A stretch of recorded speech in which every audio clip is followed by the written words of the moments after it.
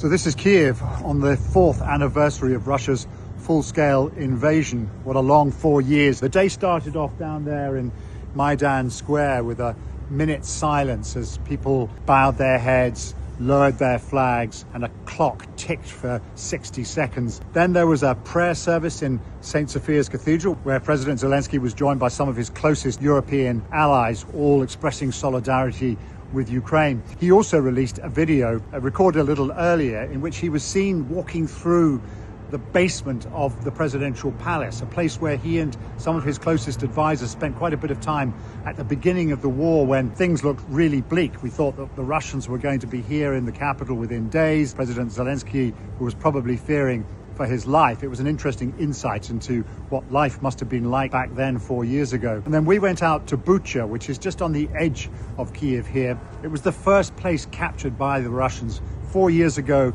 more or less exactly today. And as we discovered a few weeks later, after they were pushed out, committed some pretty appalling atrocities there. We went to a military ceremony where people were coming to commemorate soldiers who died in those early weeks, but also others who have died in all the battles. It has been, in all sorts of ways, a pretty sobering day.